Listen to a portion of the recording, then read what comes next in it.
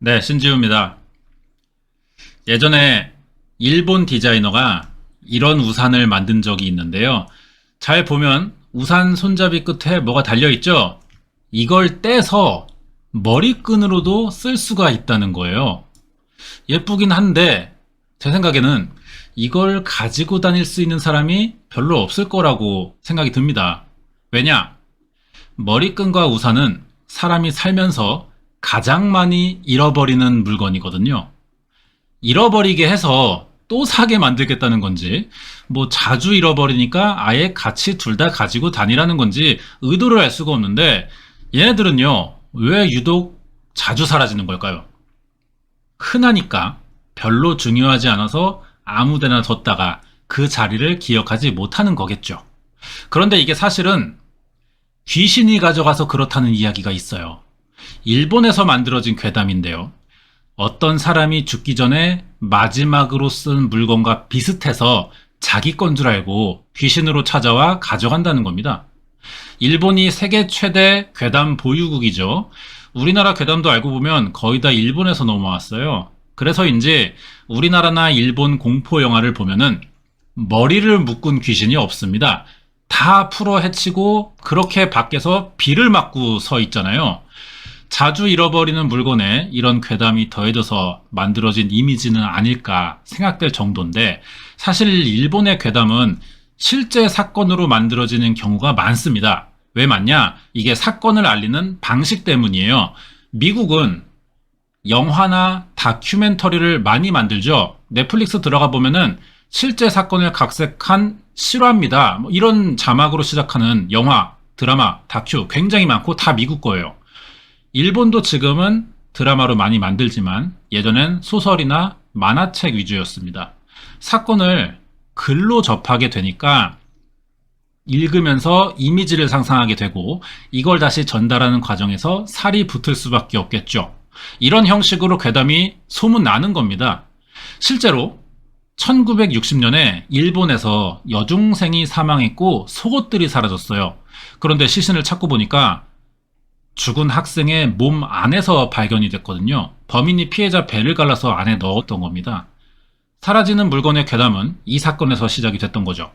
그리고 28년 만에 너무 비슷한 사건이 다시 일어났어요. 어떤 사건인지 이걸 알아보겠습니다. 자세한 내용 궁금하시면 구독과 좋아요 부탁드립니다. 1988년 3월 18일 저녁 7시, 어느 회사원이 어두운 표정으로 집에 돌아가고 있었습니다. 31살의 신이치라고 하는데 4살 어린 아내와 3년 전에 결혼했거든요. 사는 곳은 여기예요. 나고야 나카가와구에 새로 지어진 아파트 2층입니다. 정확히 여기가 일본식 표현으로는 맨션 개념이죠. 층마다 이 집이 2세대씩 4집이 살 수 있는 건물이에요. 1층에는 2집이 입주자가 다 찼고요. 2층에는 신이치 부부만 살고 있었습니다. 공실이 하나 있는 거죠. 부부는 사이가 좋아요. 그런데 걱정 하나가 있었거든요. 뭐냐? 아내가 임신했어요. 출산 예정일이 5일이나 지났죠. 그런데 아직도 산통이 오질 않았다는 겁니다. 신이치는 출근해서도 아내 걱정으로 이미 점심에 통화를 한번 했어요. 그래도 안심이 안 돼서 조금 일찍 퇴근할 생각에 저녁 6시 50분쯤 다시 집에 전화를 걸었죠. 이때 통화가 되지는 않았지만 신이치는 아내가 자는 줄 알고 빨리 집에 갈 생각만 했습니다. 집에 도착한 시간은 50분 뒤인 저녁 7시 40분이에요. 와보니까 이상한 거죠. 현관은 잠기지 않았고 집안에 불은 다 꺼져 있습니다. 남편은 거실에 들어가서 불부터 켰어요. 그리고 이 아내의 시신과 출산된 아이를 보게 됩니다. 충격적인 상황이었지만 신이치는 침착하게 구급차부터 부르려고 했는데 집에 전화기가 보이지 않는 거예요. 사실 침착함을 유지할 수 있는 상황은 아니라 이게 혼자 해결할 수 있는 문제도 아니고요. 빨리 1층에 내려가 아랫집 현관문을 두드렸죠. 아래층에서 남자가 문을 열었는데 자세한 이야기 없이도 상황 파악이 됐어요.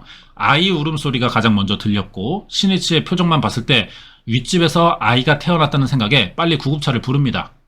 이렇게 아내는 구하지 못했지만 그나마 아이는 병원에 옮겨져서 건강하게 퇴원했어요. 여기까지 보면 아내가 남편이 없는 사이에 뒤늦게 산통이 왔고 혼자 아이를 낳다가 사망한 걸로 보이지만 사실 이건 살인사건이라는 거예요. 왜냐? 집에서 신이치가 전화기를 못 찾았잖아요. 침착하지 못했던 게 아니라 사라져서 찾을 수가 없던 거죠. 그럼 전화기를 없앤 사람이 범인인 것 같은데 남편이 점심에 아내와 통화하고 집으로 돌아오는 7시간 사이에 이 사건이 일어났다는 거예요. 그럼 범인은 누구고 무슨 이유로 살인을 한 건지 계속 알아보겠습니다. 이게 집안 구조 사진이에요. 아내 이름은 미츠코라고 합니다. 발견 당시 신이치는 아내가 아이를 낳다 쓰러졌다는 생각에 전화기를 찾고 아랫집을 내려가느라 아내 상태를 정확하게 파악하진 못했어요. 살인이라는 건 부검으로 확실해졌거든요. 아이를 낳다 죽은 게 아니라 전선으로 목을 졸라 죽이고 배를 갈라서 아이를 꺼냈다는 거죠. 거기에 탯줄은 잘려 있었고 아이 몸에도 베인 흔적이 많았어요. 집 문이 열려 있고 전화기는 왜 사라졌는지도 부검으로 밝혀졌거든요. 범인이 아이를 꺼내고 엄마 배에 집 열쇠와 전화기를 넣어놨던 겁니다. 피해자 몸에 이물질을 삽입하는 범인들이 있거든요. 이게 수치심을 주기 위한 행위예요. 사망했는데도 수치심을 줘야 할 만큼 그 대상에게 분노가 많은 범죄자들이 이런 행동을 보여줍니다. 이것도 90년대 이후에 프로파일링 기법으로 알아낸 사실이고요. 80년도의 일본 수사력으로는 전혀 짐작할 수가 없었죠. 그리고 마땅한 단서가 발견되지 않자 자연스럽게 남편이 첫 용의자가 됩니다. 정황이지만 나름의 근거는 있었어요. 남편이 아랫집 문을 두드리기 전에 옷부터 갈아입었다는 거죠. 이건 아내가 사망한 거실을 지나쳐서 방에 들어갔다는 이야기예요. 불을 켜기 전이라면 어두워서 아내 사망을 모를 수도 있었겠지만 아랫집 남자가 문을 열었을 때는 아기 울음소리부터 들렸다고 했잖아요. 아기는 신이치가 집안에 들어가기 전부터 울고 있던 겁니다. 범인에게 여러 군데 베이기도 했으니까 소리가 엄청 크겠죠. 신이치는 이 소리를 무시하고 옷부터 갈아입었다는 이야기가 되는 거예요. 범행이 몇 시간 전에 일어났다면 울다 탈진한 사이에 남편이 와서 옷을 갈아입고 다시 거실에 나와서 불을 켜자 이때 쓰러진 아내를 발견하고 놀라면서 아이가 이 소리에 다시 울기 시작했을 이 가능성도 있긴 하겠죠. 그래도 불을 켜지 않은 상태로 옷을 갈아입는 경우는 흔치가 않습니다. 아내가 잔다고 생각했다면 출산 예정일이 지나 좀 위험하고 예민하기도 한 상황일 테니까 괜히 자기가 와서 깨울까봐 불을 일부러 켜지 않은 걸 수도 있어요. 그런 거라면 불은 켜지 않더라도 오자마자 아내 상태부터 확인해야 정상이겠죠. 다양한 경우를 따져봤을 때 불을 켜기 전부터 아내의 사망을 신이치는 알았다고 봐야 이게 가장 유력하고 좀 납득이 되는 상황입니다. 장례식에서도 신이치는 너무 침착했어요. 아내가 와인을 좋아했다면서 영정 앞에 와인을 따라 놨거든요. 이걸 취재 나온 기자와 경찰이 이상하게 생각했습니다. 왜냐? 동양의 장례식은 꽤 보수적인 편이에요. 형식 따지는 걸 중요하게 생각합니다. 일본은 이게 더 심하죠. 아무리 아내가 와인을 좋아했어도 이걸 영정에 올려둘 만큼 여러 사람 앞에서 개인적인 감정을 드러내지 않으려고 하는 게 일본의 정서인데 신이치는 너무 당당하게 파격적인 행동을 보여줬다는 거예요. 그래서 참고인 형식으로 일단 조사를 해봤지만 출근 사실이 증명되자 용의자에서 제외됩니다. 이제 경찰은 다음 용의자를 찾아야 되는데요. 범인의 수법상 이건 원한에 의한 살인이라고밖에 생각할 수가 없었어요. 마침 부부가 부업을 했다는 사실이 드러났거든요. 이게 암웨이라고 다단계 사업이에요. 이 일을 하면서 원한을 가진 사람은 아닐지 생각해 본 겁니다. 집안엔 성인 크기의 발자국이 남아 있었습니다. 하지만 이걸로는 아무것도 알 수 없었어요. 고등학생이라도 체격이 좋으면 이미 성인발 크기와 비슷하고요. 일부러 한 치수 큰 신발을 신었을 수도 있겠죠. 범인은 남자라고 생각됐지만 여자일 가능성도 전혀 없는 건 아니에요. 단서가 너무 부족해서 암웨이도 한번 조사해봤거든요. 그랬더니 사건 당일에 사망한 미츠코 집에 간 직원이 하나 있었습니다. 판매할 물건을 받으러 갔었다는데요. 낮에 자기가 딸기 사서 미츠코 집에 갔다가 같이 잠깐 대화했고 3시쯤 물건을 받은 뒤 자기가 대금을 주고 나왔다고 진술했어요. 그런데 사건 당일 집안 조사에서는 미츠코의 지갑이 나오지 않았습니다. 범인이 가져간 거라고 봐야겠죠. 아메이 직원은 돌아갈 때 미츠코가 1층의 주차장까지 따라와서 바래다 줬다는 말도 했거든요. 뭐 금방 들어갈 테니까 현관을 잠그지 않은 것도 자기가 봤다고 했어요. 그러면 오후 3시 이후에 미츠코가 사망했다는 뜻이죠. 거실에 먹던 딸기 그릇이 남아 있었거든요. 손님이 돌아갔는데도 먹던 음식이 계속 그 자리에 있었다는 건 집에 들어오자마자 살해됐다는 뜻일 거예요. 직원의 진술대로면 범인은 미츠코가 1층에 내려간 사이 몰래 집에 숨어 들어가 있었거나 뒤따라 들어왔다는 이야기가 되는 겁니다. 2층짜리 건물이고요. 1층 주차장에 갔다 온 사이 누군가를 만난 거라면 범인은 처음부터 건물 안에 숨어 있었을 가능성도 높죠. 이 건물에 사는 사람들을 만나봤어요. 그랬더니 1층에 구급차를 불러준 남자가 오후 3시 10분부터 20분 사이에 창문으로 주변에 돌아다니는 수상한 남자를 한 명 봤고요. 얼마 안 돼서 자기 집에 누군가 찾아왔는데 이게 같은 사람인지는 모르겠지만 문 손잡이를 돌려보다가 초인종을 눌렀다는 겁니다. 그래서 인터폰 들고 확인해 보니까 30대 정도의 키가 165 정도 돼 보이는 남자였다는 거죠. 그리고 인터폰을 받는 소리에 이 남자가 놀라더니 나카무라를 아냐고 물어봤었다는 겁니다. 그래서 그런 사람 모른다고 하니까 돌아갔는데 자기가 보기에는 이 남자가 정말 나카무라를 알아서 물어본 것 같지는 않았고요. 마치 사람이 없는 집인 줄 확인하다가 들키자 적당히 둘러댄 느낌이 들었다고 했어요. 그 뒤로 수상한 소리는 못 들었다고 했지만 신이치가 찾아오자 아이가 태어났다고 생각했다는 점에서 범행 순간의 소리는 아마 못 들었던 것 같죠. 경찰은 아랫집 남자의 진술대로 30대에 키가 165쯤 되는 남자를 찾으려고 사건이 일어난 이 건물과 가장 가까운 전철역까지 가는 길에 집들, 모든 사람들을 만나봤습니다. 목격자가 있긴 했어요. 하지만 수상한 사람을 봤다 정도였습니다. 거기까지였고 더 이상의 단서는 나오지 않았죠. 수사 내용이 여기까지예요. 결국 범인을 찾지 못한 채 미제 사건으로 남았습니다. 그나마 용의자로 볼만한 사람은 남편, 아랫집 남자, 아니면 다단계 직원 정도인데 셋 다 범행을 의심할 정도의 유력한 정황까지는 또 안 됐고요. 일단 범행 동기를 정확히 알 수가 없는 사건이죠. 지갑이 사라진 거 보면은 강도 같은데 강도는 시간을 중요하게 생각합니다. 빨리 훔치고 자리를 뜨는 거예요. 강도가 지갑 하나 훔치자고 임산부 배를 가르고 전화기를 넣고 있는 건 시간 소모가 너무 크고 의미가 없습니다. 그러면 사람을 노릴 목적으로 들어왔다가 범행 과정에서 돈을 발견해 훔쳐 나갔을 이런 가능성인데 아기나 엄마인 미츠코를 노리고 들어온 거겠죠. 그런데 또 아기를 노렸다기에는 많은 상처를 내긴 했어도 사망할 정도의 공격까지는 또 아니었다는 거예요. 아내의 경우도 이 정도의 동기를 가질 만큼 원한을 산 사람은 주변에 없었다는 게 또 이해가 안 되고요. 이런 게 확인이 안 되니까 용의자를 찾을 수 없어서 미제로 남게 되었던 것 같습니다. 준비한 내용은 여기까지고요. 이 뒤에 관련된 이야기가 남아있어요. 이번 영상은 1988년 일본 나고야에서 일어난 임산부 살인사건 파일이었습니다. 네, 관련된 이야기 할 차례예요. 이날 살아남은 아기가 아들이거든요. 사건이 일어나고 11년간 기자들에게 너무 시달렸어요. 그래서 1999년에 하와이로 이민을 갑니다. 하지만 비행기를 타면서도 자기가 왜 이렇게 사람들 관심을 받으면서 살고 엄마는 또 왜 나만 없는 건지 이런 것들을 전혀 몰랐다 그래요. 그리고 미제로 남은 큰 이유는 범인의 동기를 알지 못해서 용의자를 찾을 수 없었다는 이 부분이 결정적이었을 겁니다. 이 사건에서 가장 특이한 점은 집 전화기와 현관 열쇠가 피해자의 몸 안에서 발견됐다는 거예요. 범인이 넣은 건데 피해자 몸에 이물질을 넣는 건 수치심을 주겠다는 뜻이라고 했죠.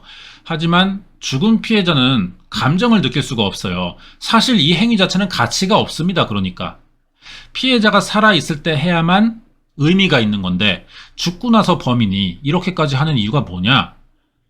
피해자 생명과 상관없이 자기가 한 행동 자체에 상징이 있다고 생각하는 것 같아요. 상대방을 자기가 지배했고 완전한 우위에 있는 사람이다 나는. 그래서 이런 행동까지 할 수 있다. 일종의 정신승리 같은 거라고 볼 수 있습니다. 문제는 범인이 이런 감정을 느끼려고 하는 이유를 또 알 수 없다는 게 문제고요. 특이한 사건으로 크게 알려졌어요. 그래서 이 사건의 범인을 알고 있다는 사람들도 꽤 있었거든요. 근거 없이. 그중 하나 소개하자면은 어떤 여자가 인터넷 사이트를 만들었어요. 이 사건 범인 안다면서. 구체적인 자기 신원은 공개하지 않았고 여자라고만 주장했는데 무슨 이야기냐? 사건 2년 뒤인 1990년 2월에 한겨울이지만 겉옷 없이 맨살에 스웨터만 입은 남자가 집에 들어오려고 한 적이 있었대요. 그래서 모르는 사람이라 신고했지만 경찰에게 무시당했다는 겁니다. 경찰이 무시한 이유도 자기는 알고 있는데 사실 범인을 경찰도 알지만 증거가 없어서 잡지 못하는 중이라 자기 집을 도청하다가 범인이 찾아오면 그때 출동해서 잡을 생각이라는 거예요. 이거 정확히 조현병 증상이거든요. 하지만 90년대에는 조현병이 생소했고요. 신고했다는 경찰서 간부의 실명까지 적혀 있어요. 이 사이트에. 그래서 사람들이 이때는 신빙성이 꽤 있다고 생각했었습니다.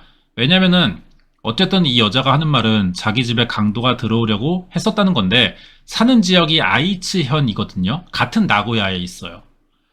나고야 임산부 사건의 피해자인 미츠코의 지갑이 집에서 사라졌다는 점과 생각해보면은 범인은 강도 목적으로 이 여자의 집에도 들어왔을 가능성이 크거든요. 그러자니 미츠코 사건에서는 훔친 돈에 비해 너무 큰 일을 저질렀다는 겁니다. 원한이 없다면 이렇게까지 시신을 훼손하면서 시간을 쓸 이유는 없다는 거죠. 범행 내용상 현장에서 범인은 꽤 많이 움직였을 거예요. 그런데도 단서를 전혀 남기지 않은 걸 보면 사전에 계획된 범행이고 현장에서도 꼼꼼하게 행동했다. 철저한 사람이라고 봐야겠지만 정작 흙 묻은 발자국 하나를 남겼단 말이죠. 범인이 피해자에게 한 행동을 볼 때 자기만의 상징성을 남기려고 했다는 점에서 이 정도는 일부러 지우지 않으려고 했을 가능성이 있어요. 그래서 사실은 미츠코에 대한 원한이 아니라 이 여자의 가족이나 아니면 아메이에 대한 원한으로 생긴 어떤 경고성 범행은 아닐까 이렇게 생각하는 사람도 있습니다. 사건이 일어난 집은 역에서 꽤 멀어요. 주택가 한 복판에 있거든요. 목격자들이 수상한 사람을 보긴 했었지만 자동차나 자전거 이야기는 나오지 않았습니다. 그래서 이 사람이 역부터 걸어왔을 가능성도 좀 있는 것 같아요. 범인이 이동수단 없이 범행 현장에 갔다는 건 미츠코의 집을 정확히 알고 여기만 갈 생각이었다는 거겠죠. 물건 판매 대금을 받는 날이라는 걸 알았을 수도 있어요. 중간에 아메이 이야기가 계속 나오잖아요. 여기에 관련된 사건일 수도 있겠다는 생각이 드는데 대체 그럼 이 아메이 어떤 회사인지 잠깐 알아보면서 끝내겠습니다. 우리나라에는 좋은 생활 주식회사 아메이 이렇게 알려져 있는데 이게 미국의 다단계 회사고요. 우리나라에서도 1위고 전 세계에서도 가장 규모가 큰 다단계 회사입니다. 여기서 일하는 사람들은 다단계라는 말이 기분 나쁘겠지만 우리나라 법률상 아메이는 다단계로 분류되고 있어요. 보통 다단계라고 하면은 사기 뭐 이런 이미지가 있잖아요. 그런데도 아메이가 세계 1위 회사가 될 수 있는 거는 판매량이 높고요. 물건도 생각보다 괜찮기 때문이라는 겁니다.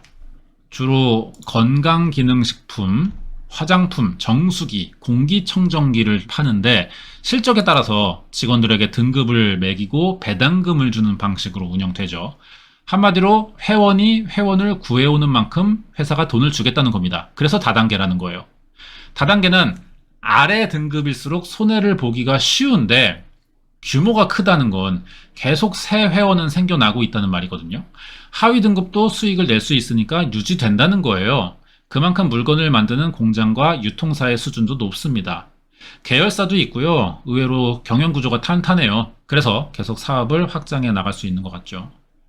한국 지사만 해도 설립 2개월 만에 회원수 3만 명 넘겼고 2017년에만 1조 1655억의 매출을 올렸어요.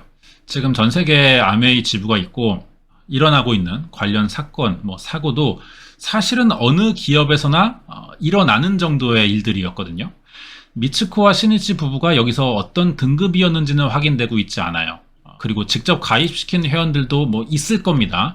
하지만 딱히 원한이 보이는 사람은 없었기 때문에 이 사건에 아메이가 관련되었다고 또 단정 지을 수도 없는 것 같아요. 여기까지입니다.